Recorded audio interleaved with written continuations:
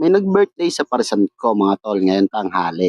At hindi niya nga alam na iso-surprise namin siya. At maya-maya nga dumating na sila. At eto na mga sumunod na nangyari. Yes. Happy birthday to you. Happy birthday to you. At dahil nga wala silang kalam-alam, umorder na muna sila ng kanilang kakainin. At habang naghihintay nga kami ng tamang pagkakataon, ay pinagtripan muna namin si Jobert. Pinutikan nga namin yung sahig para siya ang pagalitan. Sino pa ito? At ito na nga ang pinakahihintay, niready na namin ang surprise para sa kanya.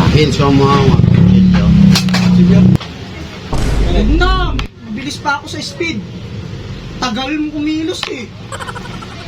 At habang busy sila sa pagkain ay wala silang kalam-alam na may pa-birthday surprise ang team pares ni Kuya Kenneth.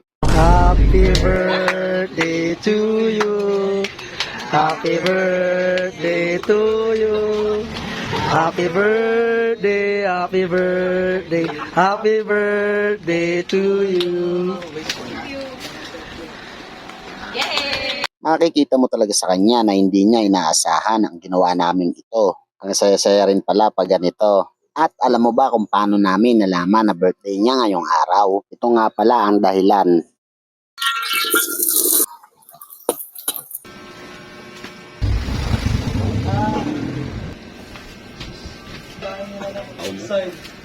Ito ang dagat. Wow, dagat. Ito ay pansit. Wow, pansit.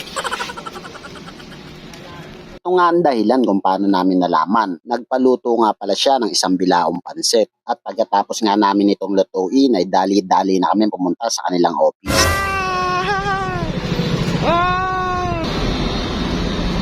At nang dumating kami sa office nila, ito na naman nagpasikat na naman si Kuya Jobert. Sabi niya, Kuya Kenneth, kuhanan mo ako, vlogger ako. At nung sinenyasa na nga kami na pumasok na, ay dali-dali na silang pumasok para iatid ang kanilang order.